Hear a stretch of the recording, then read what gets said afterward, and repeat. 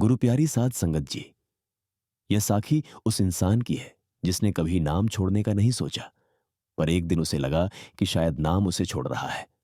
उस व्यक्ति का नाम था सुनील। उम्र लगभग 45 वर्ष। नामदान लिया हुआ, नियमित सत्संग सुनने वाला, सेवा करने वाला। बाहर से देखने पर सब कुछ ठीक लगता था, पर भीतर एक ऐसी थकान थी जो दिखाई नहीं देती। सुनील को पिछले कुछ वर्षों से लगातार यह महसूस हो रहा था कि वह पीछे जा रहा है। पहले नाम में बैठते समय थोड़ी बहुत शांति मिल जाती थी, अब बैठते ही मन भारी हो जाता। विचार आते, पहले जैसा कुछ नहीं रहा। शायद मेरी साधना ढीली पड़ गई है, शायद मुझसे कोई गलती हो गई है। ये विचार साधारण नहीं थे, ये विचार उसकी पहचान को हिला रहे थे। सुनील ने किसी से यह बात नहीं कही, क्योंकि यह कहना बहुत मुश्किल होता है। मुझे लगता है मैं पीछे जा रहा हूं। सत्संग में वह आगे बैठता था, शब्द सुनता था, पर शब्द अब भीतर उतरते नहीं थे। वे बस कानों तक ही रुक जाते। वह खुद से कहता, धैर्य रखो, यह भी एक दौर है। पर भीतर एक आवाज लगातार कहती, तू अब वैसा नहीं रहा। एक रात वह नाम में बैठा, मन बहुत भटका। उसने कोशिश की कि ध्यान लगाए, पर जितनी कोशिश करता मन उतना ही भागता। अचानक उसके भीतर एक बहुत कड़वा सा विचार आया, शायद मैं नाम के लायक नहीं रहा। यह विचार उसके लिए किसी चोट से कम नहीं था। उसने आंखें खोल लीं और पहली बार नाम के बीच से उठ गया। वह देर तक कमरे में टहलता रहा। उसे गुस्सा नहीं आ रहा था, उसे दुख भी नहीं आ रहा था, उसे खालीपन आ रहा था। उस रात वह देर तक जागता रहा। उसने खुद से एक बहुत ईमानदार सवाल पूछा, अगर मैं सच में पीछे जा रहा हूं तो क्या? इस सवाल का उसके पास कोई जवाब नहीं था।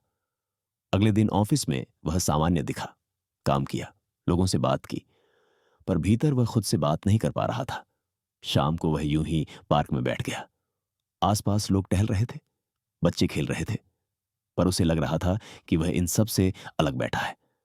तभी एक बुजुर्ग उसके पास आकर बैठे। उन्होंने कुछ देर कुछ नहीं कहा, फिर बहुत सादगी से पूछा, बेटा, बहुत थके लगते हो। सुनील ने पहले तो मना करना चाहा, फिर अचानक उसके मुंह से ये शब्द निकल गए, लगता है मैं पीछे जा रहा हूं। बुजुर्ग चुप रहे, फिर बोले, पीछे जाने का डर अक्सर आगे बढ़ने से पहले आता है। सुनील ने उनकी ओर देखा। यह वाक्य उसे अजीब लगा, पर वह उसे झुठला भी नहीं पाया। बुजुर्ग ने आगे कुछ नहीं कहा। वे उठे और धीरे धीरे चल दिए, पर यह एक वाक्य सुनील के भीतर अटक गया। उस रात सुनील फिर बैठा। इस बार उसने नाम नहीं किया, वह बस अपनी थकान के साथ बैठा रहा। और पहली बार उसने खुद से यह नहीं कहा, मुझे ठीक होना चाहिए। उसने बस यह माना, मैं थका हुआ हूं। इस स्वीकार में कोई समाधान नहीं था, पर एक ईमानदारी थी, और शायद यही ईमानदारी इस साखी की शुरुआत थी। गुरु प्यारी साध संगत जी, उस रात के बाद सुनील के भीतर एक अजीब सी चुप्पी बनी रही।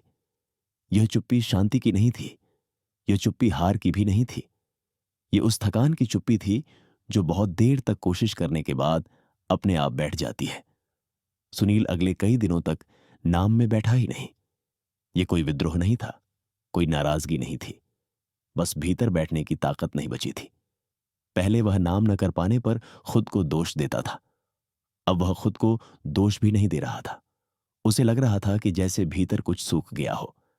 वह सत्संग में जाता रहा, पीछे बैठता, शब्द सुनता, पर मन उन शब्दों से जुड़ नहीं पा रहा था। पहले शब्द उसके लिए सहारा होते थे, अब वे उसके भीतर एक खालीपन और बढ़ा देते थे। वह खुद से कहता, शायद यही सच है, शायद मैं अब वैसा नहीं रहा।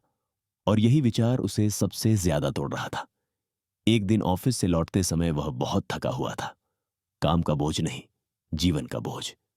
वह सीधे अपने कमरे में गया और बिस्तर पर लेट गया। छत को देखते हुए उसके मन में एक बहुत डरावना विचार आया, अगर मैं अब कुछ भी ना करूं तो? यह विचार उसके लिए नया था, क्योंकि वह हमेशा कुछ ना कुछ करता आया था। नाम, नियम, अनुशासन, संघर्ष। अब कुछ न करने की कल्पना उसे डराने लगी, पर उसी डर के साथ साथ एक हल्का सा सुकून भी था, क्योंकि कुछ न करने में कोई अपेक्षा नहीं होती। उस शाम उसने पत्नी से बहुत सादगी से कहा, मुझे लगता है मैं थक गया हूं, पत्नी ने कोई उपदेश नहीं दिया। उसने बस कहा, थक गए हो तो आराम कर लो। यह साधारण सा उत्तर सुनील के भीतर किसी औषधि की तरह उतरा। उस रात वह जल्दी सो गया। कई दिनों बाद उसे गहरी नींद आई, बिना सपनों के, बिना बेचैनी के। सुबह जब वह उठा तो भीतर कोई उत्साह नहीं था, पर एक चीज जरूर थी, वह उतना भारी नहीं था। वह यूं ही घर से निकल पड़ा। कोई योजना नहीं, कोई उद्देश्य नहीं, बस चलता रहा। चलते चलते वह एक छोटे से मंदिर के पास पहुंचा। वह अंदर नहीं गया, वह बाहर सीढ़ियों पर बैठ गया। वहां बैठकर उसने पहली बार यह स्वीकार किया, शायद मैं नाम के लायक नहीं रह गया। यह स्वीकार बहुत पीड़ादायक था, पर इसके साथ एक ईमानदारी भी थी, और ईमानदारी कभी व्यर्थ नहीं जाती। वह वहां देर तक बैठा रहा, कोई प्रार्थना नहीं, कोई मांग नहीं, बस अपनी थकान के साथ। उसी समय उसने देखा कि एक छोटा बच्चा अपने पिता का हाथ पकड़े सीढ़ियां चढ़ रहा है। बच्चा लड़खड़ा गया। पिता ने उसका हाथ और कसकर पकड़ लिया। यह दृश्य बहुत साधारण था, पर सुनील के भीतर कुछ हिल गया। उसे अचानक यह एहसास हुआ कि बच्चा चलना नहीं छोड़ता जब वह गिरता है, और पिता हाथ नहीं छोड़ता जब बच्चा लड़खड़ाता है। यह समझ किसी शास्त्र से नहीं आई, यह जीवन से आई। वह धीरे धीरे वहां से उठा, घर लौट आया। उस दिन उसने नाम नहीं किया, पर भीतर पहली बार एक प्रश्न बदला हुआ था। अब प्रश्न यह नहीं था, मैं लायक हूं या नहीं। अब प्रश्न यह था, अगर मैं लायक नहीं भी हूं तो क्या हाथ छूट जाता है। यह प्रश्न बहुत गहरा था, और इसका उत्तर तुरंत नहीं मिला। पर यह प्रश्न उसे तोड़ नहीं रहा था, यह प्रश्न उसे खोल रहा था। सत्संग में अगले सप्ताह वक्ता ने कहा, संगत जी, हम नाम को अपनी काबिलियत से जोड़ देते हैं, पर नाम हमारी काबिलियत से नहीं, गुरु की मेहर से चलता है। सुनील की आंखें भर आईं। उसने सिर झुका लिया, क्योंकि पहली बार उसने यह महसूस किया कि शायद उसकी थकान अयोग्यता नहीं थी, बल्कि थक कर रुकने का इशारा थी। उस दिन वह घर लौटा तो बहुत हल्का नहीं था, पर बहुत भारी भी नहीं था। वह बीच में था, और यही उसके लिए सबसे सुरक्षित जगह थी। रात को वह फिर बैठा, बहुत देर तक कुछ नहीं किया। फिर बस एक शब्द अपने भीतर धीरे से आने दिया। कोई जोर नहीं, कोई उम्मीद नहीं, बस एक कोशिश नहीं, बस एक अनुमति। और यह इस साखी का अगला मोड़ था। गुरु प्यारी साध संगत जी, उस दिन के बाद सुनील के भीतर कोई तेज बदलाव नहीं आया। नाम अचानक साफ चलने नहीं लगा, मन अचानक शांत नहीं हो गया, और न ही उसके जीवन की समस्याएं समाप्त हो गईं। पर एक बहुत सूक्ष्म बात बदली थी। अब वह अपने आप से लड़ नहीं रहा था। पहले वह नाम में बैठता था तो भीतर एक कठोरता रहती थी, जैसे कोई परीक्षा दे रहा हो। हर भटकाव पर खुद को कटघरे में खड़ा कर देता। अब वह कठोरता नहीं थी। अब वह बैठता तो जैसे किसी अपने के पास थोड़ी देर के लिए आकर बैठ गया हो। कई दिन ऐसे आए जब वह बैठा ही नहीं, और कई दिन ऐसे भी आए जब वह कुछ मिनट बैठकर अपने आप उठ गया। पहले ऐसे उठना उसे डराता था। अब वह जान गया था कि उठ जाना पीछे हटना नहीं होता। एक शाम वह ऑफिस से लौटते समय बहुत थका हुआ था। शरीर की थकान नहीं, मन की थकान। वह सीधे कमरे में गया और कुर्सी पर बैठ गया। उसने आंखें बंद नहीं की, उसने नाम नहीं लिया। वह बस अपने भीतर एक वाक्य को सुन रहा था, अगर आज नहीं बैठ पाया तो भी ठीक है। यह वाक्य उसके लिए नया था। पहले उसके भीतर इसके उलट आवाज रहती थी, अगर नहीं बैठा तो सब बिगड़ जाएगा। अब वह डर थोड़ा ढीला पड़ चुका था। धीरे धीरे उसने यह महसूस किया कि नाम उसे खींच नहीं रहा, डरा नहीं रहा, पर छोड़ भी नहीं रहा, जैसे कोई दूर से बस मौजूद हो। एक सुबह वह बहुत स्वाभाविक रूप से उठा। कोई अलार्म नहीं, कोई योजना नहीं। वह बस खिड़की के पास बैठ गया। बाहर हल्की रोशनी थी, पक्षियों की आवाजें थीं। उसने आंखें बंद की, और पहली बार उसने नाम शुरू नहीं किया।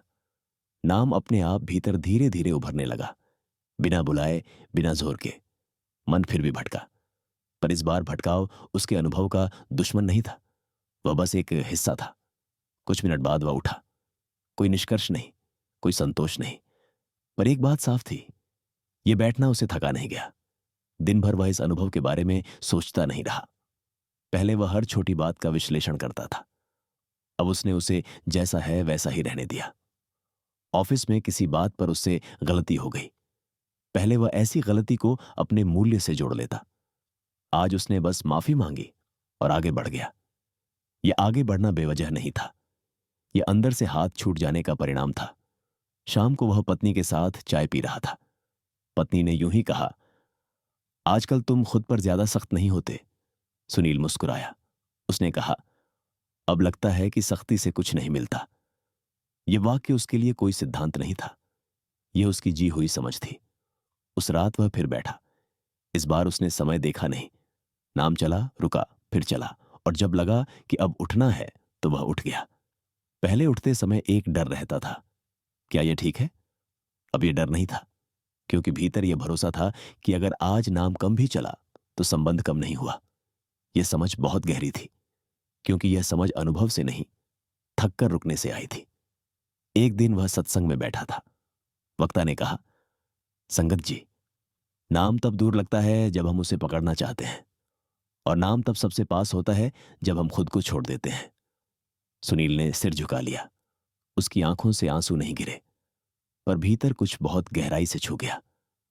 उसने पहली बार यह महसूस किया कि शायद उसकी थकान गिरावट नहीं थी, शायद वह एक विराम था, और विराम हमेशा आगे की यात्रा के लिए होता है।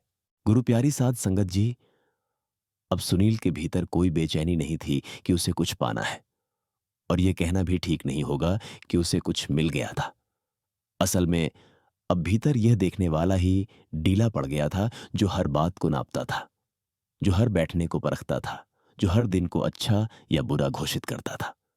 सुनील अब भी बैठता था, नाम भी करता था, पर अब नाम उसके लिए कोई सीढ़ी नहीं था, कोई परीक्षा नहीं थी, कोई लक्ष्य नहीं था। नाम अब उसके जीवन की गति में घुल गया था। सुबह उठते समय अब उसके भीतर यह प्रश्न नहीं उठता था कि आज कैसा बैठेगा। वह बस उठता था। जैसे शरीर उठता है, वैसे ही वह नाम की ओर झुक जाता था। कई बार नाम साफ चलता था, कई बार मन बहुत भटकता था, पर अब इन दोनों में कोई फर्क नहीं रहा था, क्योंकि सुनील ने यह देख लिया था कि शांति मन के रुकने से नहीं आती, शांति लड़ाई के रुकने से आती है। अब वह अपने विचारों से भागता नहीं था। विचार आते तो वह उन्हें दुश्मन नहीं मानता। वह जान गया था कि विचार रास्ते में उठने वाली धूल की तरह है। चलना छोड़ देने से धूल नहीं बैठती, पर चलना रुक भी नहीं जाता। एक दिन ऑफिस में उसके साथ अन्याय हुआ। पहले ऐसे क्षण उसके भीतर बहुत उथल पुथल मचा देते थे। आज उसे दुख हुआ, पर उसने दुख को अपना शत्रु नहीं बनाया। वह दुख कुछ देर रहा, फिर अपने आप शांत हो गया। और सुनील ने पहली बार यह अनुभव किया कि हर दुख साधना में बाधा नहीं होता। कई बार दुख साधना का ही रूप होता है। घर लौटते समय वह बहुत साधारण सा था, कोई विशेष भाव नहीं, पर भीतर एक गहरा भरोसा था कि जो भी है वह संभाला जा रहा है। उस रात वह बैठा। इस बार उसने नाम को बुलाया नहीं, उसने बस आंखें बंद की और कुछ नहीं किया। और उसी कुछ न करने में उसे यह स्पष्ट दिखा कि नाम हमेशा वहां था, उसके आने जाने से अलग। यह कोई दृश्य नहीं था, कोई आवाज नहीं थी, कोई भावुक क्षण नहीं था। बस एक सच्चाई थी कि वह कभी अलग हुआ ही नहीं था। उसकी सारी पीड़ा इस भ्रम से निकली थी कि वह पीछे जा रहा है। अब वह जान गया था कि पीछे जाना तभी होता है जब हम किसी रास्ते पर खुद को अकेला मान लेते हैं। अब सुनील अकेला नहीं मानता था, न इसलिए कि उसे कोई अनुभव मिला था, बल्कि इसलिए कि उसे अब अनुभव की जरूरत नहीं थी। सत्संग में अब वह कुछ सीखने नहीं जाता था, वह वहां बैठने जाता था, और उस बैठने में जो होता वही पर्याप्त होता। एक सत्संग में वक्ता ने कहा, संगत जी, गुरु से दूरी कभी दूरी होती ही नहीं, यह तो बस हमारी सोच की एक परत होती है। सुनील ने सिर झुका लिया।